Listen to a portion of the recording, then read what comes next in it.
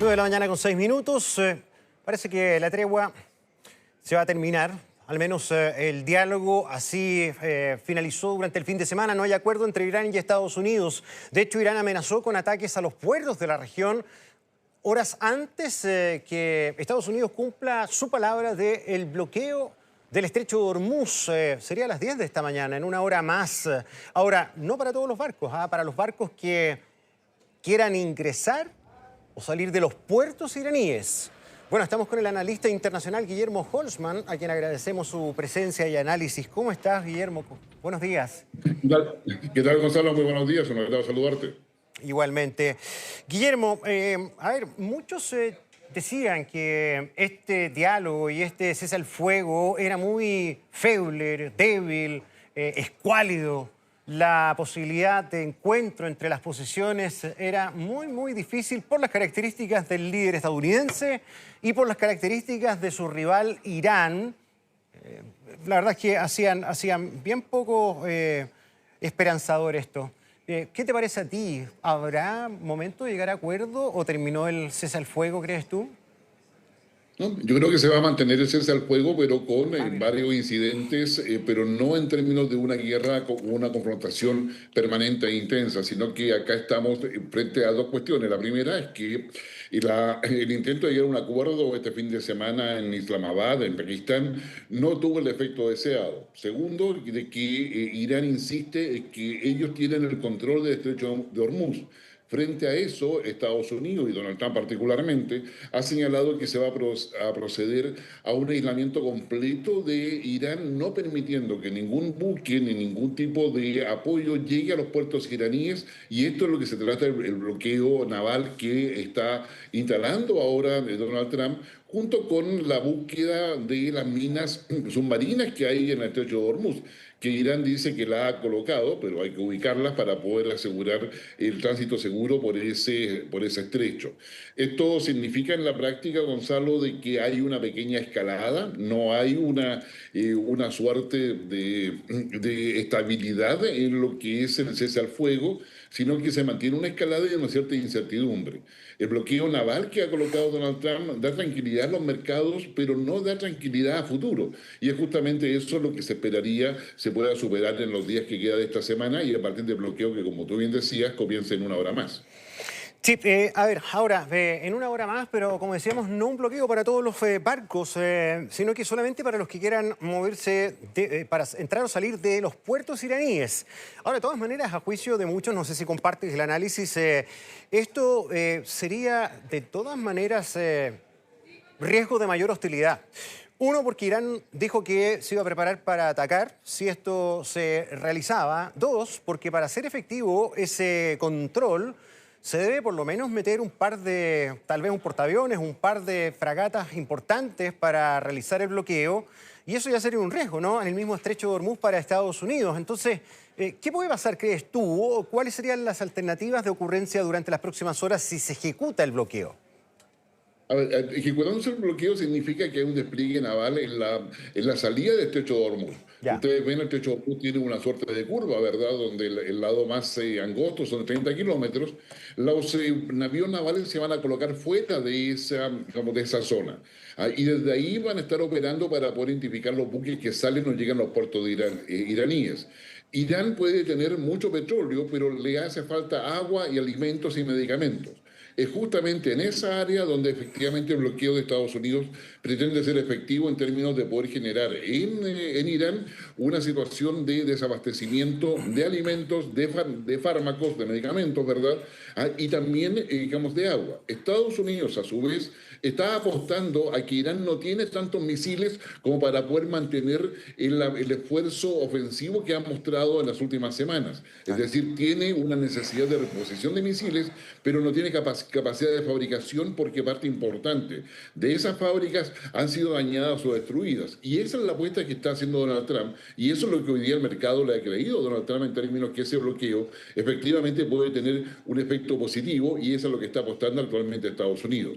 sería realmente una sorpresa de que Irán saque más misiles y mantenga una intensidad ofensiva, no solamente hacia las naves estadounidenses, sino que hacia los blancos estadounidenses en otros países del Medio Oriente, incluyendo, por cierto, Israel.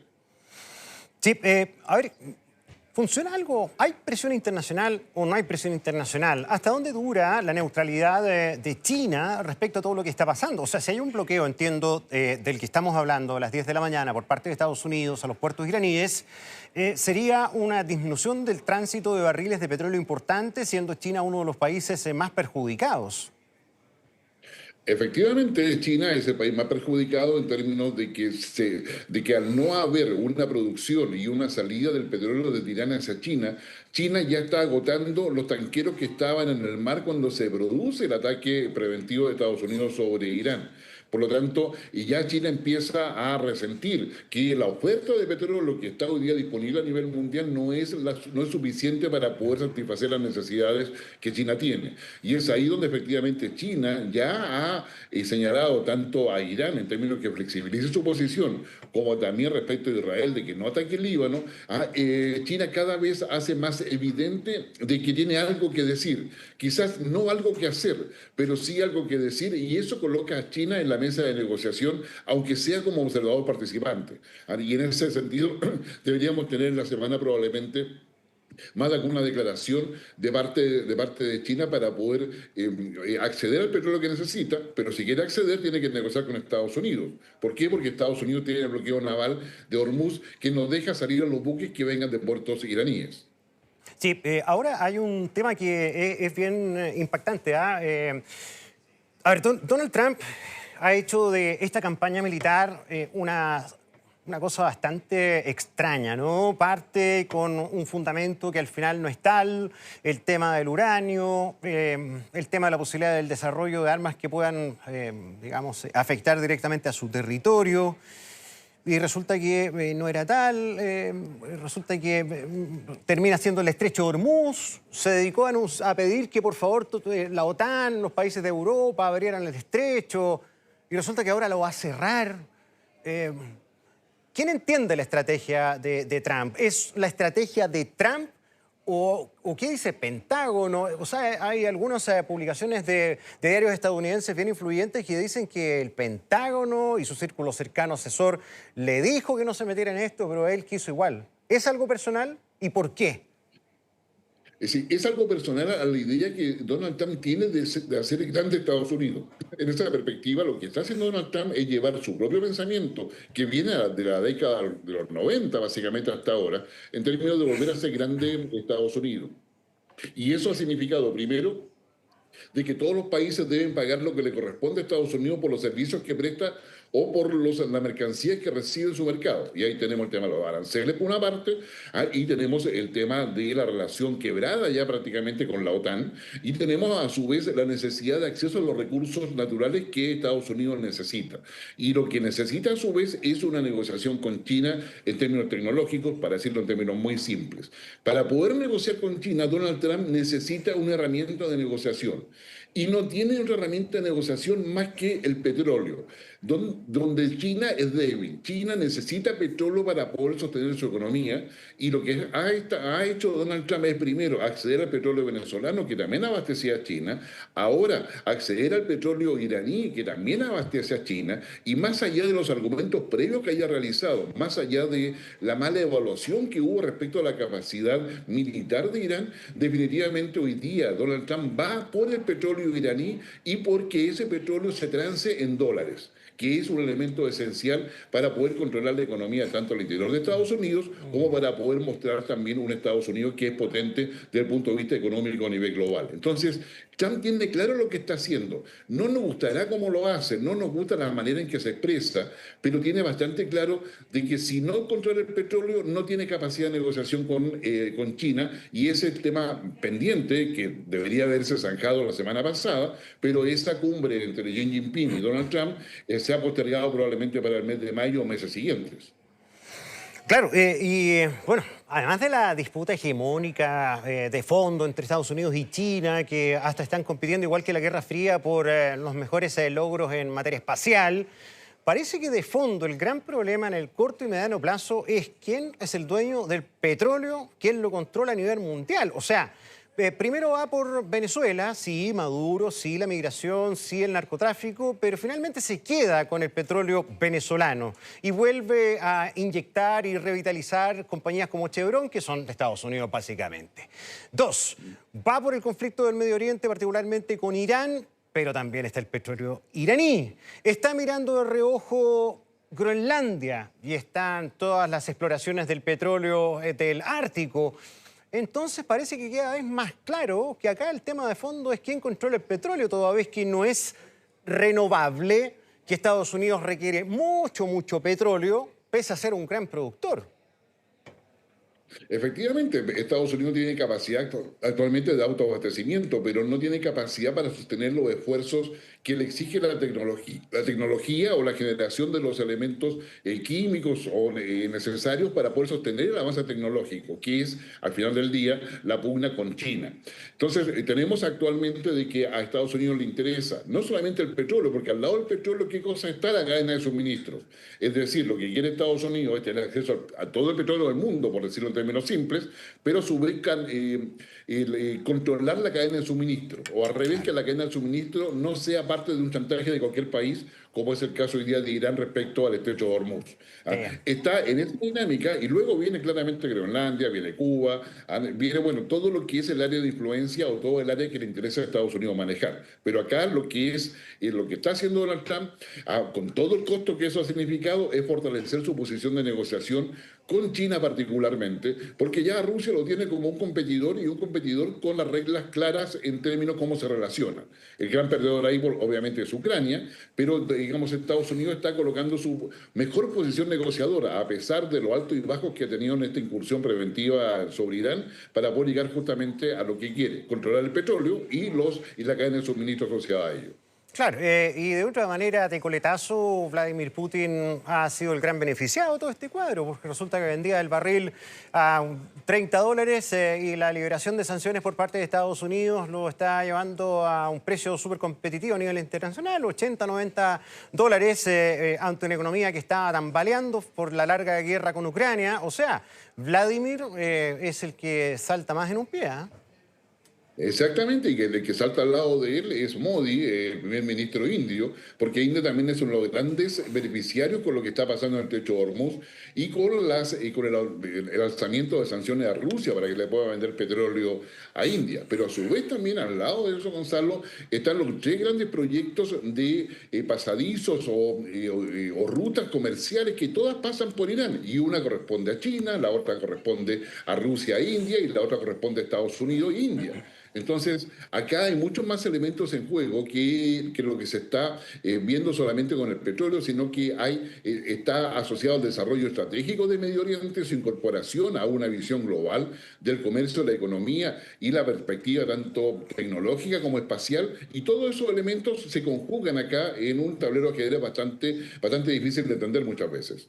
Sí, bueno, de hecho, solamente sumar un elemento para la relación rusa-Estados Unidos. Ha amenazado a medio mundo Donald Trump desde el año pasado con la guerra comercial y el juego con los aranceles, pero fíjate que ha dicho en más de una oportunidad en esta guerra que quien esté nutriendo de armas o esté ayudando a Irán se irá por lo menos de un 50% de aranceles en castigo. Y resulta que hay datos súper constatables que Rusia le ha mandado, pero de todo a Irán. Le ha mandado poder satelital, le ha mandado lo que tiene en armas, logística. Entonces parece que con Rusia no corren estos castigos. Y China, dice el New York Times, muestra que la inteligencia de Estados Unidos dice que China tiene un papel más activo en la guerra con Irán. China podría haber enviado misiles a Irán. Pekín está permitiendo que empresas vendan a Teherán suministros que pueden usarse en la producción militar, según funcionarios estadounidenses. Bueno, a China parece que no se le puede castigar por parte de Estados Unidos y con Rusia vista gorda o no sé qué.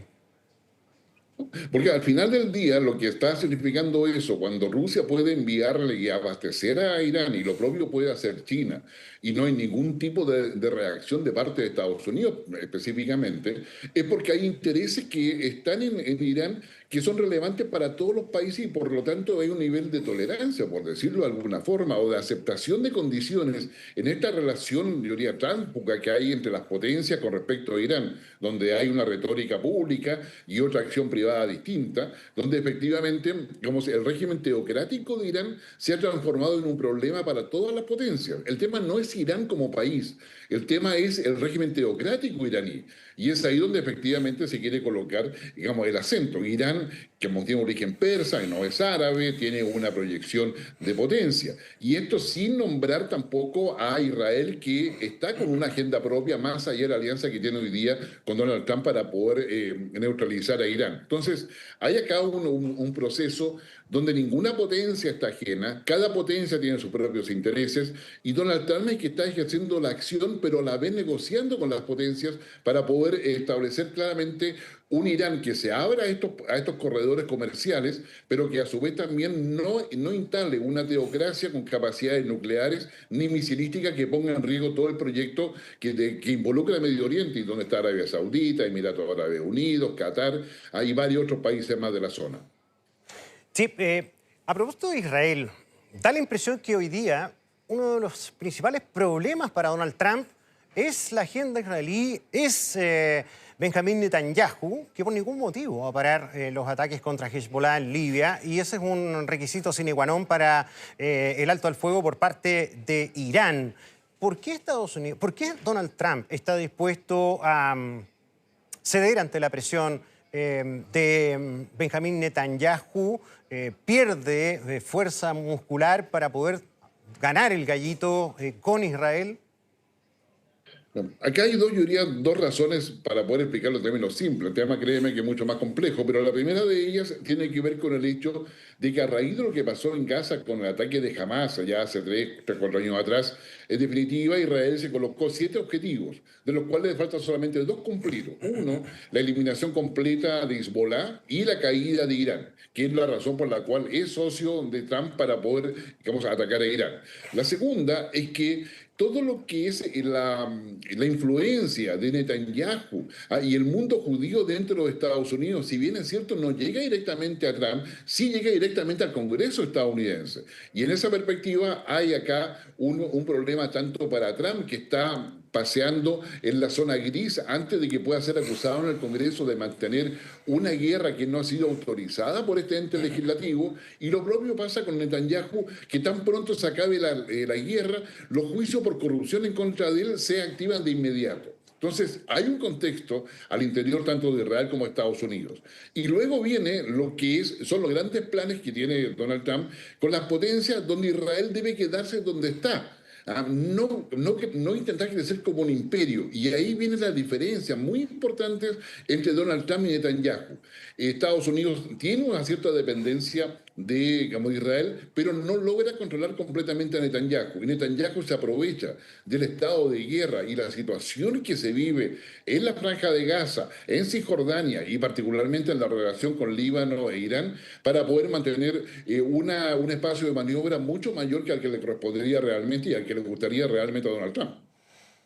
Claro, ahora es bien impactante que si para el gobierno de Estados Unidos mantener en demasía, prolongar esta guerra ya es un gran riesgo, porque yo creo que es sorpresa para todos y para Estados Unidos me imagino que también la capacidad que ha tenido Irán para poder resistir una larga presión de 6 semanas con el poder militar, los 2 poderes militares más grandes, uno en la región y otro en el mundo. Eso es uno. Lo otro, Estados Unidos está perdiendo al menos en 2 cosas bien importantes. Uno es que ha transformado finalmente a Irán en un actor relevante en la economía mundial. O sea, Irán hace rato que estaba pensando en el control del estrecho de Hormuz como algún músculo para poder palanquear al mundo y tener mayor incidencia. Bueno, ahora forzado por la guerra lo hace y le está resultando, pero de maravilla. Y lo otro es que Estados Unidos dice que tiene casi que poder infinito, dijo Trump. Resulta que no. Y la mayoría de los analistas militares dicen que todo esto le está significando un desabastecimiento logístico militar que es bien importante y que puede ser estratégicamente bien peligroso para Estados Unidos. Sí, sin lugar a dudas, es decir, Estados Unidos está manteniendo esta ofensiva sobre Irán a un costo multimillonario. De hecho, el presidente Trump está pidiendo 91.000 millones de dólares más, cifra que uno no alcanza a entender realmente cuánta cantidad de dinero es, pero sin lugar a dudas es muy cuantiosa.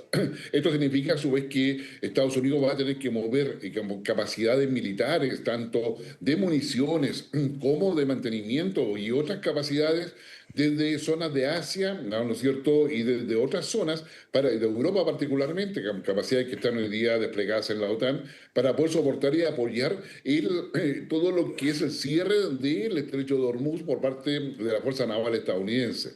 Mientras Estados Unidos negocia con los países europeos para ver si efectivamente le pueden ayudar, a pesar de la negativa que tienen hasta ahora y a pesar de la pérdida de elección de Víctor Orbán en Hungría, que cambia bastante el escenario de relacionamiento entre la Unión Europea y Estados Unidos. Pero más allá de eso, lo que tenemos acá es que este costo de la guerra, Estados Unidos, o Donald Trump particularmente, no se puede dar el lujo de salir derrotado o que la imagen sea de derrota como la tiene hoy día. O sea, claramente, al no cumplir los objetivos sobre Irán y mantenerse este escenario bélico, si bien es cierto, Irán no ha sido derrotado, Estados Unidos no puede decir que es triunfador. Por lo tanto, políticamente y estratégicamente se entiende como una derrota para Estados Unidos y pone en duda realmente sus capacidades para poder desplegarse a nivel mundial, pero también coloca un elemento adicional en lo que es la aceptación interna del propio Donald Trump, que tiene que enfrentar elecciones de medio tiempo el próximo 3 de noviembre. Entonces, hoy día Donald Trump está con una urgencia, pero a su vez también en un escenario geoestratégico bastante más complejo donde el juego de las potencias, como el caso de China, India y Rusia, es fundamental mantener el equilibrio para poder presionar a Irán y particularmente a la teocracia iraní para que efectivamente se siente a dialogar y acepte los términos de Estados Unidos, términos que, como ya vimos, muchos de ellos fueron aceptados por Irán este fin de semana, pero otros definitivamente no, como es el tema del desarrollo de capacidades nucleares o enriquecimiento de uranio, y lo otro es el control del estrecho de Hormuz. Sí, finalmente, Guillermo, te quería preguntar por cómo se explica la paciencia que ha tenido el ciudadano estadounidense respecto a todo esto, ¿ah? Porque, a ver, ha habido protestas masivas, sí, un par de fin de semana, o uno más bien, que fue lo más contundente. Pero en general no hemos visto una explosión de oposición o una presión de las calles al gobierno de Trump en circunstancias que le subieron el petróleo de manera importante. O sea, están cerca de $5 el litro a $6 el litro. O sea, está muy caro para ellos. Y eso tiene la presión inflacionaria también alta como en Chile, que les encarece toda la canasta de consumo.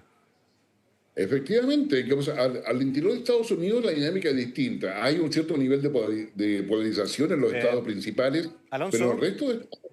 Sí.